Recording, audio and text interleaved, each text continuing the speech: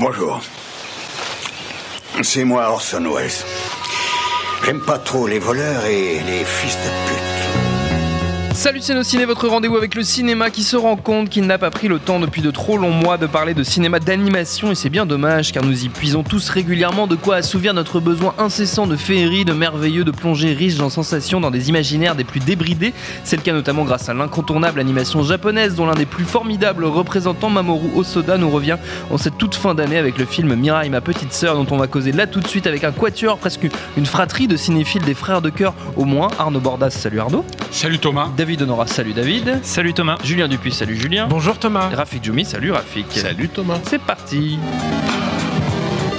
Monde de merde. Pourquoi il a dit ça? C'est ce que je veux savoir. Mirai, ma petite sœur, donc nous raconte les aventures de Kun, petit garçon, tout ce qu'il y a de plus normal et heureux, dont l'existence est quelque peu chamboulée par un événement certes classique mais toujours perturbant, la naissance de sa petite sœur, Mirai, donc petite sœur dont il tolère assez mal la présence et l'attention qu'elle reçoit de la part de ses parents, ce qui va le pousser à se réfugier au fond du jardin où se trouve, le hasard faisant bien les choses, un arbre magique qui va le faire voyager dans le temps.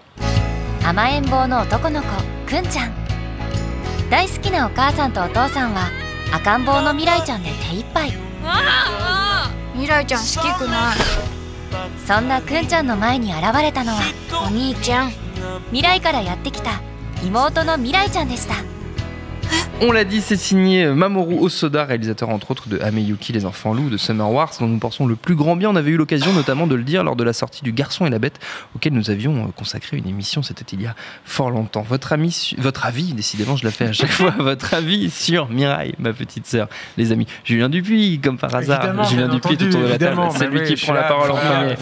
Formidable Julien Dupuis, on aime beaucoup Julien Dupuis. Donc oui. Non, c'est génial quoi. Okay. Merci Julien. Non, ce qui est toujours hallucinant en fait chez Mamoru Hosoda, c'est sa sensibilité déjà, parce qu'en fait le principe de cette œuvre en fait qu'il est en train de déployer, enfin moi c'est comme ça en tout cas que je l'aborde, c'est que il parle de choses extrêmement intimes à travers des visions totalement épiques et l'imaginaire complètement déluré comme ça, et je trouve qu'il atteint une espèce d'universalité folle en fait là-dedans. C'est-à-dire que c'est grâce à cette puissance évocatrice que moi il m'a fait partager. Alors moi non, j'étais pas encore papa en fait à l'époque, mais je me rappelle que dans Ameyuki, les enfants loups, j'avais l'impression d'être une maman en prise avec ses enfants et ces petits êtres qui te sont à la fois totalement étrangers, attachants, qui t'échappent, mais qui tout à coup sont extrêmement familiers, etc. Et là, moi, en tout cas, il m'a replongé en fait dans mes troubles en fait de petit garçon, pour autant que je puisse m'en souvenir. C'est-à-dire, et tout ça encore une fois en déployant un univers, une mythologie qui sont en même temps extrêmement cohérents visuellement, et en m'emmenant en fait dans des choses qui sont totalement inattendues et à la fois extrêmement familières.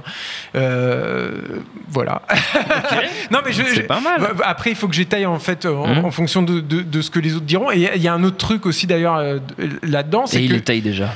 Ah oui pardon. Non mais du coup je vais rajouter quand même un autre truc, c'est que le film t'emmène en fait là disons, commence de façon plutôt soft, avec des choses qui te sont assez faciles en fait, dans une certaine proximité, et en fait il va t'emmener dans des choses qui sont proprement cauchemardesques aussi, ce qui est pas forcément évident en fait dans ce que je vois de l'affiche, peut-être même de la bande-annonce, etc. Il y a des sections à la fin qui sont extrêmement puissantes quoi, et angoissantes, et qui, mais je pense, sont extrêmement angoissantes parce qu'elles parlent en fait à mon inconscient, à moi, et qu'elles doivent raviver en fait des frayeurs que j'avais et que je pense tout le monde avait. David, tout le monde a. Toi, tu as eu l'occasion déjà d'en parler dans les émissions qu'on a fait à Cannes. Mais... Ouais, on en avait parlé donc à l'époque avec Arnaud. Alors moi là je sais pas quel est le masculin de Nullipar, mais en tout cas je suis le seul au micro à ne pas avoir d'enfant. Nullipar aussi. Non, je crois que je sais pas. Ça marche aussi. Je ne sais pas. Bon, c'est une petite discussion étymologie. Tout à fait, c'est sympa. Donc non, mais en tout cas je suis le seul au micro à pas avoir d'enfant, et malgré tout. Enfin, d'enfants connus. Que je sache. Moi, je ne connaissais pas ce terme, nullipare, je l'apprends. Tout à fait. Et voilà, je connaissais ovipare, mais tu vois que ça veut dire ne pas avoir porté d'enfant. Non, il n'a pas pondu d'œuf. Voilà. Et pas d'œuf connu ou reconnu. Pardon. Et peut-être que dans les commentaires de nos ciné, on va découvrir l'enfant caché de David Connard. Tu te souviens pas à Besançon en 2002? Il a tes cheveux et tout, c'est chaud. Et voilà. Donc tout ça pour dire que j'ai pas d'enfant, mais que j'ai quand même été embarqué par le film, parce que pour le coup, moi j'ai des petites sœurs, et donc j'ai vécu quand j'étais enfant à 4 ans, donc à peu près l'âge du personnage principal du film, l'expérience de voir débarquer un nouveau petit être dans la maison qu'on n'a pas forcément énormément désiré à l'époque.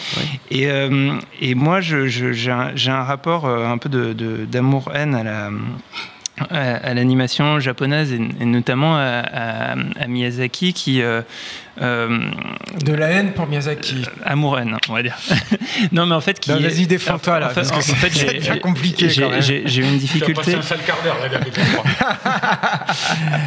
J'ai une difficulté avec le rapport à l'imaginaire, à la fois graphique et narratif, dans en particulier le cinéma Ghibli, qui fait un peu école sur l'animation japonaise, et qui a tendance à me laisser sur le carreau. C'est-à-dire que même dans les films de Miyazaki, je me laisse plus embarquer, notamment par un film comme Le vent se lève, où toute la partie, disons, réaliste, rationnelle, ancrée dans le réel, est plus importante.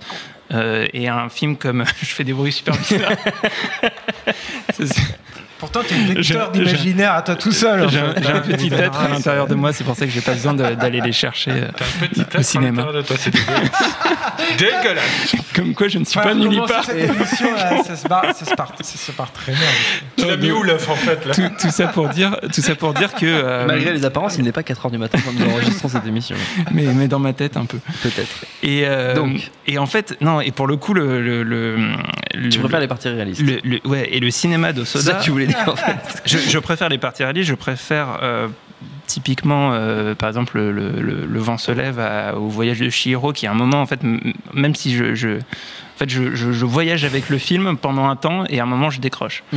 Et en fait, avec Osoda, il y a un truc qui était aussi très très très présent dans les Enfants loups, c'est qu'il y a une manière de faire intervenir le fantastique que je trouve génial, et qui en plus repose sur une précision, et aussi une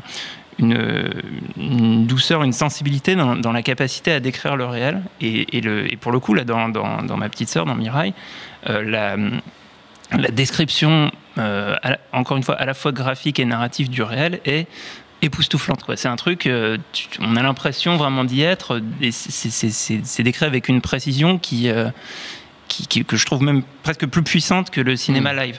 Il y a un truc où voilà, on croit vraiment très très très fort au réel qui nous est présenté, et qui fait que, à mon sens, en tout cas sur moi, les scènes fantastiques qui ont lieu dans le petit jardin de cette maison d'architecte, qui en plus, il y a pas mal de choses à dire là-dessus, on en avait d'ailleurs un peu parlé à Cannes, qui est extrêmement bien exploité dans les différentes séquences du film.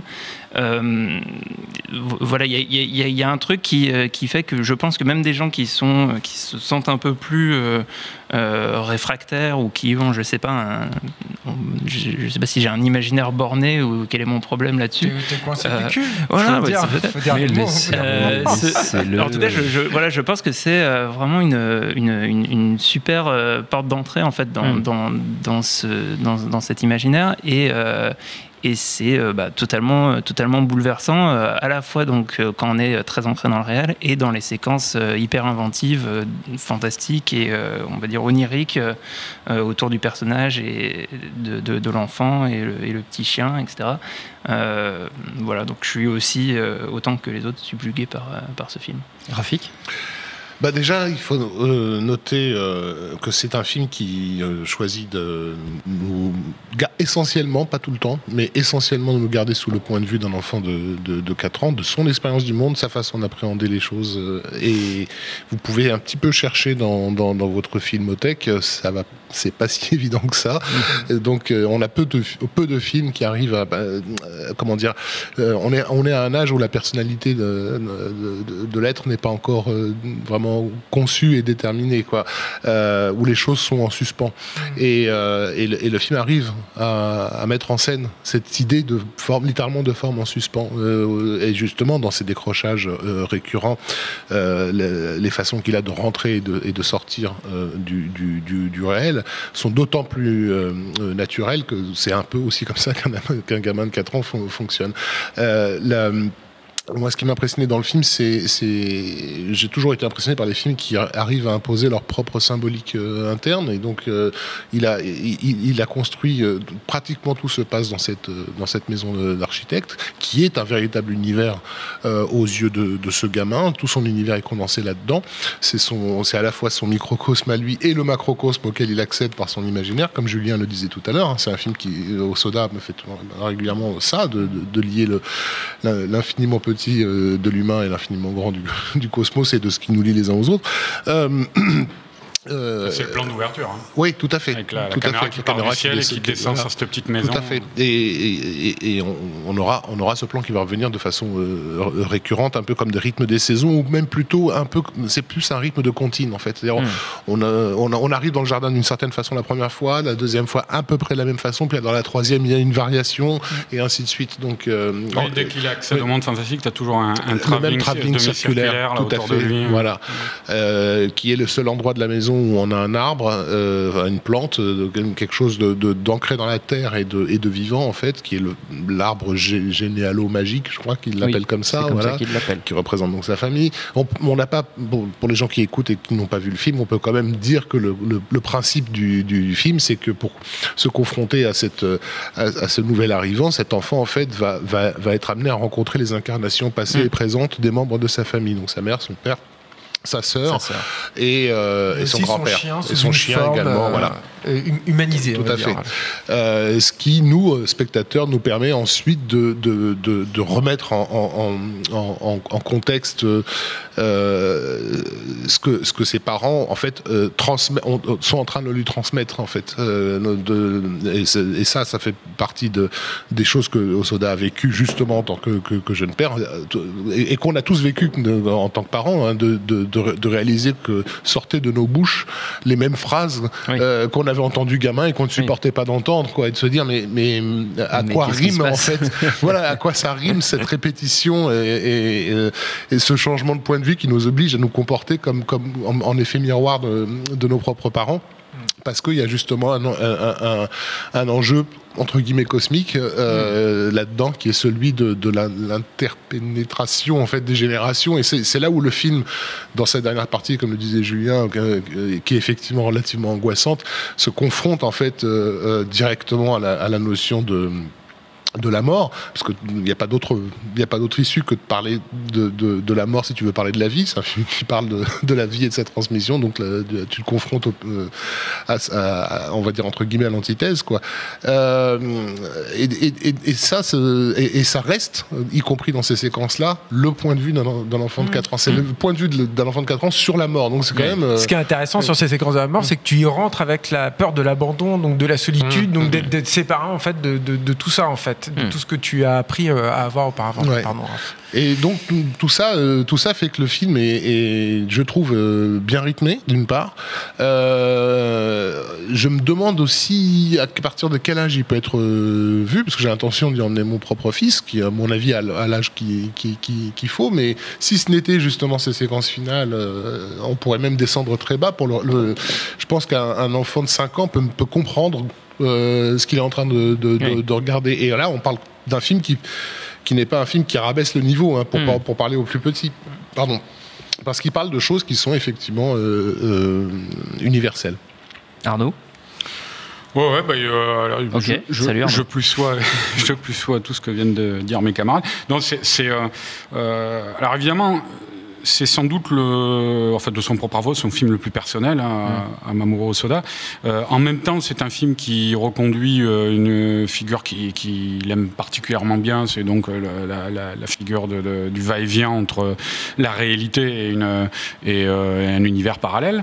Mais alors, c'est vrai que là-dessus, moi, je trouve le film particulièrement mal vendu en France. J'ai vu il y a quelques jours l'affiche officielle française. Enfin, c'est La Famille Bélier, l'affiche, quoi. c'est vendu et traité même dans les médias uniquement à travers cette porte-là. C'est-à-dire on parle d'Ozu, on parle de...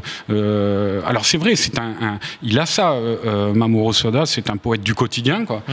Et les scènes de la première, notamment dans la première partie, toutes les petites scènes de la famille où il y a une finesse d'observation sur les petites choses du quotidien qu'on partage dans une famille qui est vraiment frappante, hein, comme ce que disait Julien, quoi.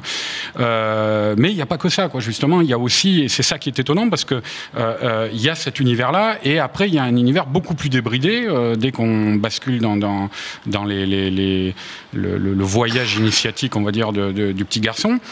Et alors, moi, je pense qu'effectivement, c'est très casse-gueule, ce genre de choses, quoi.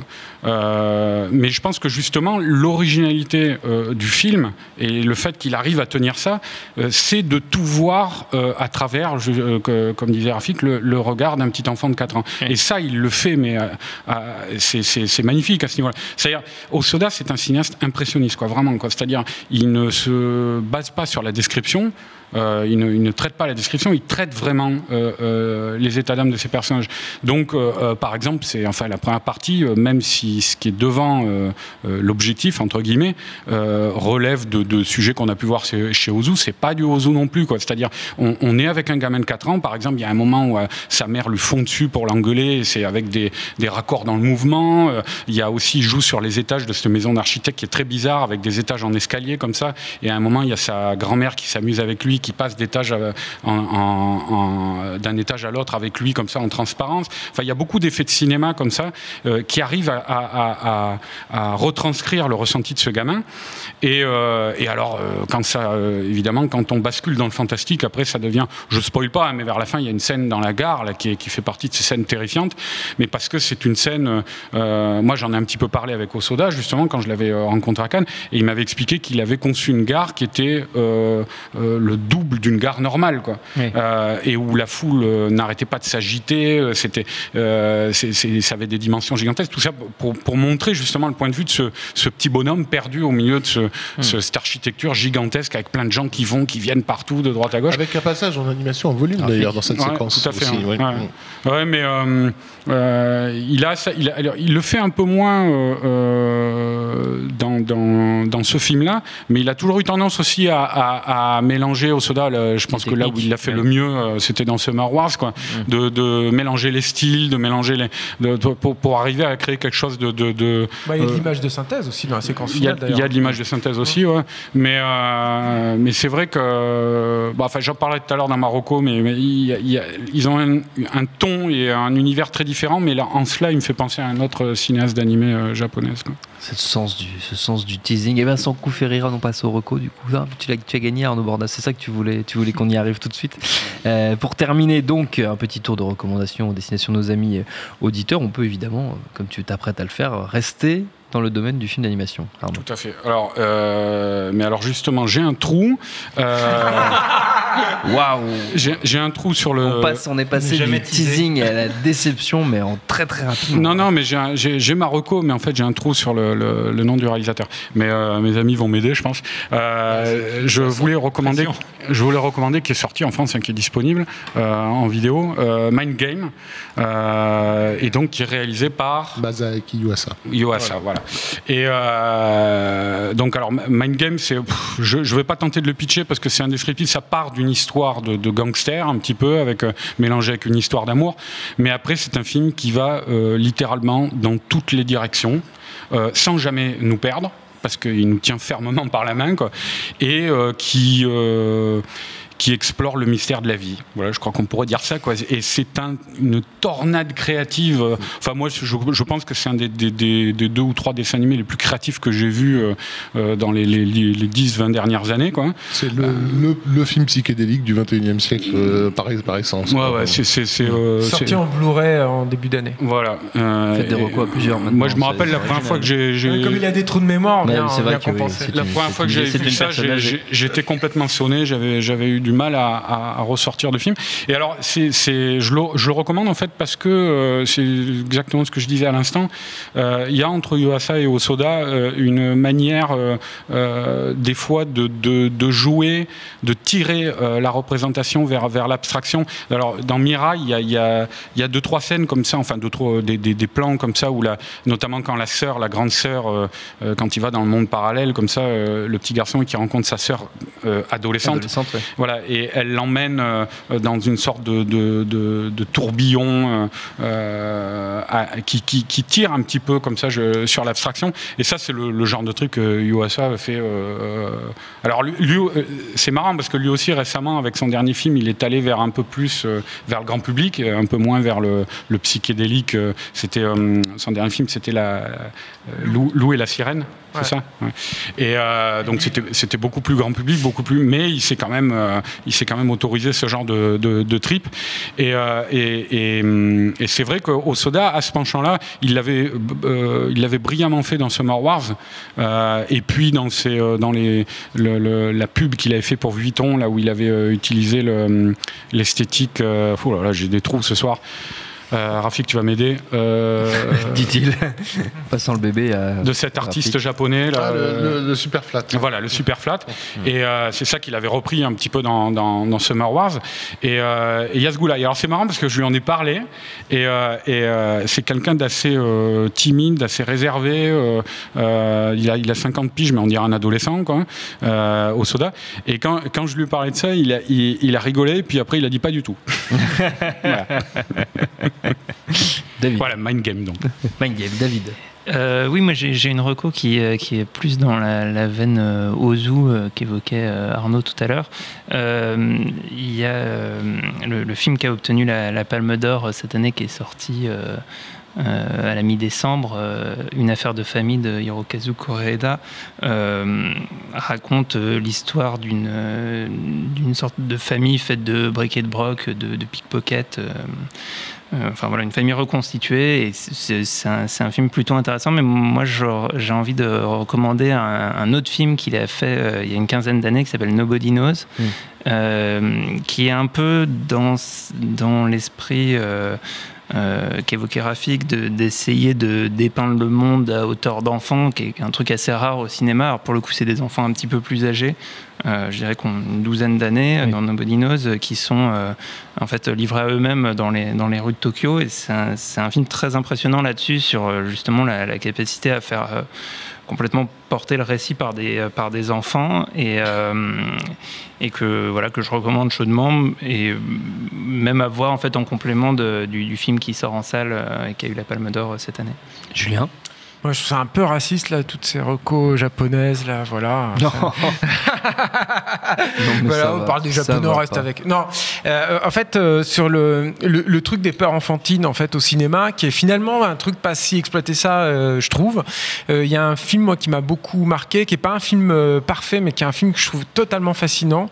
C'est Massacre à la tronçonneuse. Non, Ose, un monde extraordinaire de Walter Murch. Parce que je confirme. Parce qu'en fait, c'est marrant, dans quand Disney était un peu dans le néant, là où il savait pas trop se situer dans les années 80, on cite souvent Tron, Le Trou Noir, Taram et le Chaudron Magique et tout. C'est un film, je trouve, qu'on oublie un peu souvent. Et alors que c'est un film qui propose des vignettes et des scènes qui sont mais proprement terrifiantes. C'est-à-dire que moi je le vois comme ça, en tout cas c'est un des rares films d'horreur d'enfants, en fait. C'est-à-dire que qui a provoqué à sa sortie, qui a provoqué des scènes de panique, et qui a été retiré de l'affiche dans pas mal de salles parce que les enfants cherchaient à sortir de la salle, en fait. Mais voilà, c'est un film, je trouve que c'est un film à redécouvrir. C'est un film de Walter Murch, en fait, qu'on connaît peut-être plus en tant que Gary Kurtz, produit par Gary Kurtz, oui, d'ailleurs, exactement, et qu'on connaît peut-être plus en tant que monteur et sound designer, notamment chez Coppola. C'était lui la voix de Wall-E, je crois. Oui, non. C'était pas lui qui faisait la voix de Wall-E ? Non, c'est pas lui. C'est il a Ben bossé, Burt, je crois, non ? Non, oui, peut-être, t'as raison. Mais donc voilà. Il a bossé là-dessus. Mais donc voilà, Ose, un monde extraordinaire.